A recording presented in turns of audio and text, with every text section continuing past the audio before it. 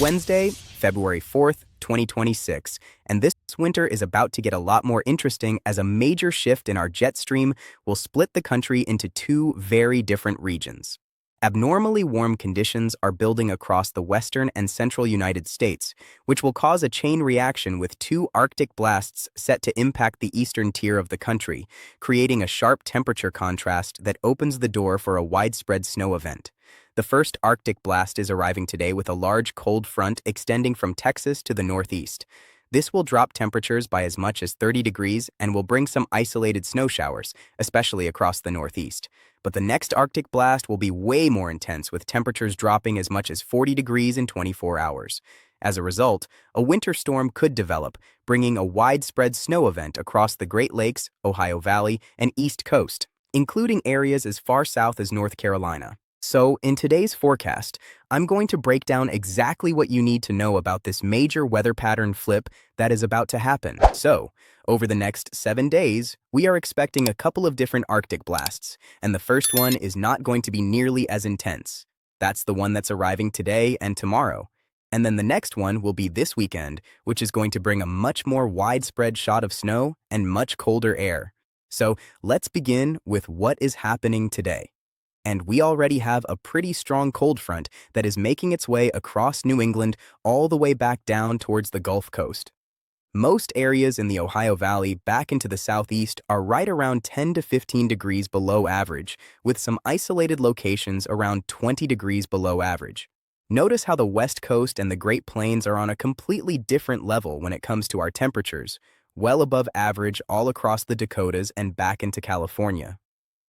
Many of these areas have not seen any rain or snow in weeks, and even in some cases over a month. So, it's been a very dry winter for many of you over in the Rockies.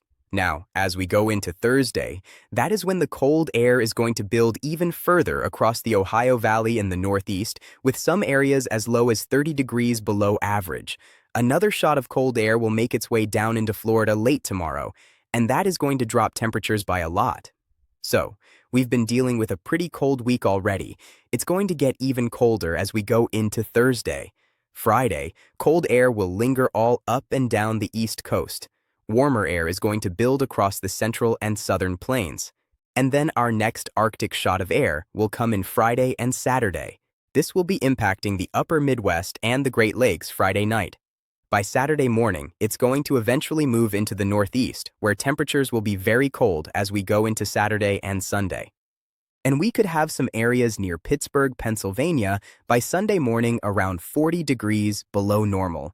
So temperatures are going to drop significantly Sunday and Monday and Tuesday. That cold air is going to linger, especially if you're back over in New England, where the potential for snow will continue as well on Sunday. Now, while that's happening, we are once again going to have a very large area of warm air that is going to be building all across the Great Plains and back into the West Coast. And for some of you, you're probably thinking this might be the end of winter, right? Well, a lot of the time when we get these warm-ups, even during the month of February, it can typically lead to a much more significant winter threat during the middle and end of the month. And that's what I think will happen sometime around the middle and end of February. We should see another big shot of Arctic air. On top of that, we'll probably end up seeing another major winter storm threat. But at least for the time being, it looks like early next week will be well above average all across the Great Plains and the Midwest. Some areas could be as much as 30 degrees above average. So we are really about to go from record-breaking cold temperatures all the way to record-breaking warmth by the middle of February. So things are about to get very interesting.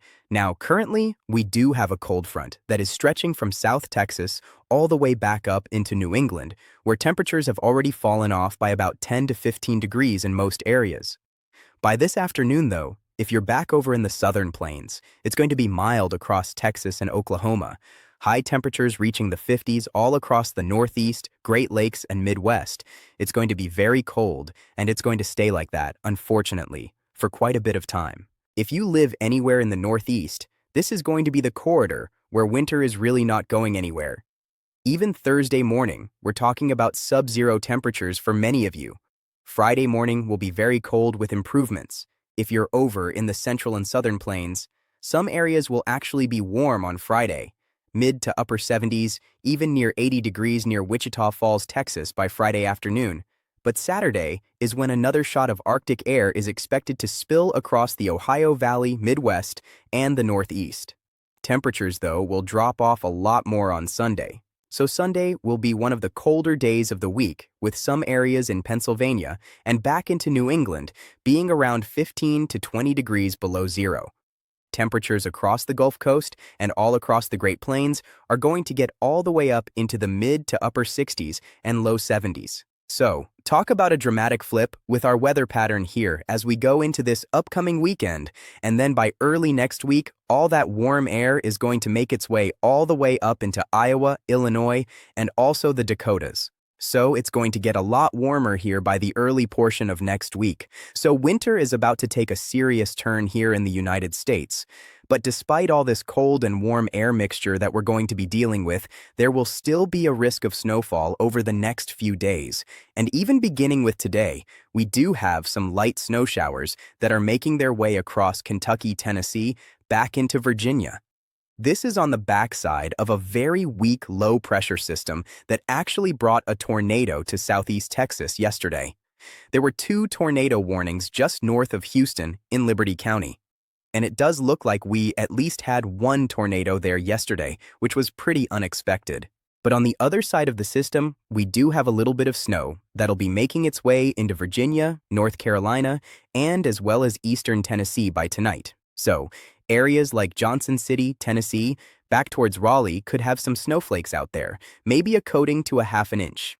As we go into Thursday, we're not really expecting a whole lot in the way of wintry precipitation, but we'll have a large Alberta clipper that is eventually going to come out of Canada late Thursday, early Friday.